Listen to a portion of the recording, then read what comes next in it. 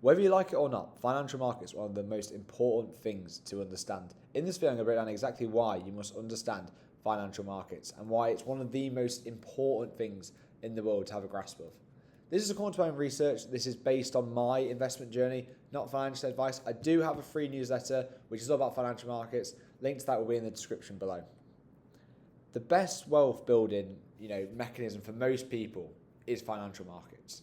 The barrier to entry is so low nowadays. There's so many different ways to access financial markets. So many different, apps, so many different websites, platforms, accounts you can access to start building that account. You don't need an idea, you don't need a business plan, you don't need startup capital. You need an account and essentially a willingness to learn and a bit of discipline, and that's pretty much it. And that is such a lower bar than many other things that people are talking about. And it scales with the skill, not ours.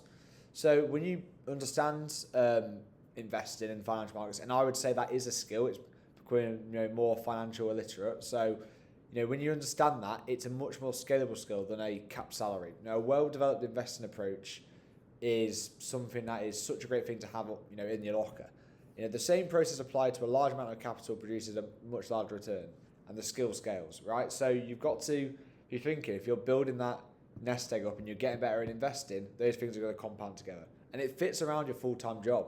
You don't have to be worrying about, this thing and that thing and, being here for a couple hours.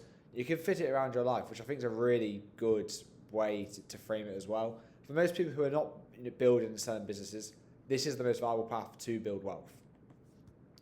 It removes emotional decision making. So I actually think understanding financial markets just makes you a better thinker. It makes you a better, it removes emotional decision making, which makes you ultimately a better thinker, right? So if the market's crashing, people will blame headlines, they'll blame certain people.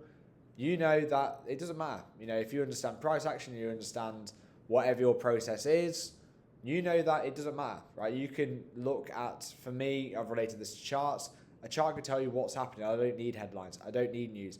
Everyone reads the same news. It's, everyone's got the same information. You need to find your own information. And I think that's a really important skill and habit to learn. Most headlines, are designed to create a reaction and, not to inform you.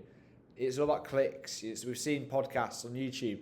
Ever since starting YouTube, I've realized, oh my God, this guy's doing it for clicks. I'm doing it for clicks. Does this thumbnail work? Does this guest work? All this type of things. It's all about clicks. And the headline that says the markets are, doing something crazy, it's just, to make you more emotional. Emotional decisions are almost always the most expensive ones. Panic selling, FOMO buying. Yeah, the worst decisions typically are ones without a plan that are usually led by emotion. And understanding markets makes you harder to manipulate. You can't be, you've got all your friends talking about this one stock and, you've never heard of it. You're not just going to go buy it. Or you're not going to see loads of stuff on your Twitter feed and go, oh my God, I need to buy this. Or on your YouTube. You're not going to be manipulated by outside forces and which lead to emotional decision making. Your salary, alone is not enough to build wealth, right? Inflation erodes it. It has a ceiling and it stops the moment you stop working. Inflation destroys the purchasing power of a salary every year. Salaries aren't keeping up with inflation in reality. So a salary that stays the same in nominal terms is falling in real terms. So, things are getting more expensive. Your salary is probably, unless you're maybe the early stages of your career and you kind of build in year on year, I think you're going to get more exponential growth, but that's going to cap out, and whereas inflation is going to carry on going. So there's a salary has a ceiling and it has, it is lower than most people think. You can get a raise, you can get a promotion, but the limit is to how much your salary can grow. Whereas inflation, I guess you could say, it will keep going. It's exponential. And a salary stops the moment you stop working. We spoke about this earlier. Something could happen, unfortunate in your life. That stops, inflation won't. And people who own assets tend to get wealthy. I've spoken about before the K-shaped economy. People have ownership, people who don't have ownership, and you need to have ownership. So people who only earn salaries tend to not, and that's assuming you have a salary and that's it, that's all you own. You're going to be struggling, you're going to be on that lower end of the K, and we need to get people on that upper end of the K. So everyone is already exposed to financial markets, whether they like it or not. Your pension is invested in financial markets. Your 401k is invested in financial markets. All these things matter. Interest rates matter to your savings, which are set by governments and central banks, and the cost of living is connected to market forces. Commodity prices, war fears, all these things kind of do intertwine. And being aware, I think, puts you at ease that these aren't as bad as the news makes it out to be. But choose to not engage with markets is not, it's not the correct decision in my opinion, because you're exposed, whether you like it or not. You're exposed to these forces. You may as well understand them because they're here to stay. They teach you about risk, and I think this is a really good one. I think understanding risk to reward and like exponential bet sizing and this way of thinking is just amazing. There is no return without risk. Understanding this is one of the most valuable lessons that markets will teach you.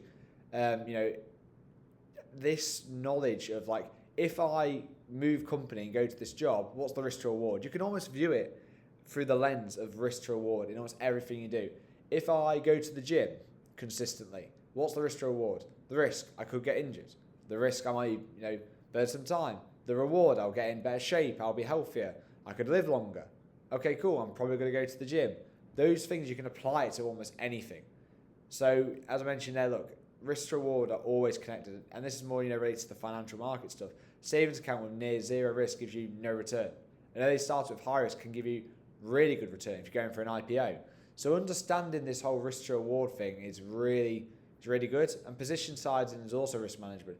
If all your wealth is in property, you're long property essentially, right? And are you overexposed? But could the risk to reward in property in that local area be amazing, or real estate, as some people like to call it? So markets show you what risk looks like in real time. So I just think like understanding risk reward, you can just apply it to every area in your life. It's just amazing. Financial literacy compounds. Financial literacy has to be self-taught. There's be people out there who are doing really well. They don't have a clue about how to save money, how to compound, all these things. Because nobody teaches this. All right, so it's almost entirely self-taught through YouTube, books, all these type of things. It has to be self-taught. The better you get, the better your decisions will become. And this is not just to do with financial markets. This is potentially to do with spending. You could say, oh, do I really need that? Do I need this? Do I need that? And it's like, oh, well, do I buy, I don't know, coal at this time of the year because it'll be cheaper? This time of the year. All these things. I know that's a bit of a weird example, but your decisions will become better because, you'll have a better understanding of kind of what's going on in the world because you'll gain that knowledge. It makes you view money, in a positive way. Kind of touched on what I just said. Most people have a anxious relationship with money, but understanding how it works, how it grows, how it all works, you kind of realize there's a lot out there, and you have that more abundance mindset, which I think does compound with the more financial literacy somebody does have. And the journey is entirely yours. You cannot outsource this. You've got to do the work. If somebody else managing your money without your understanding is not the same as you understanding it yourself. So if you do want to take it upon yourself, and I think everyone should have a little bit where they are managing themselves, I think it's really important. And I think it is one of those things where, okay, cool, I'm going to go to the effort, but I've got to go to the effort, if that makes sense. So look, the verdict. For most people, financial markets are the most accessible path to building wealth. Understanding markets removes emotion and makes you harder to manipulate when it comes to those decisions. And you're already exposed, whether you like it or not.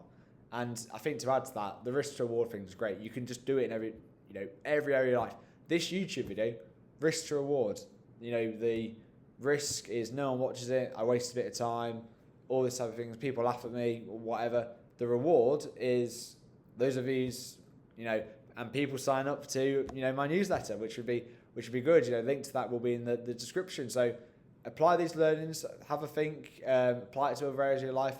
Hopefully you took something from this video. So yeah, thank you very much for watching. I'll see you in the next one.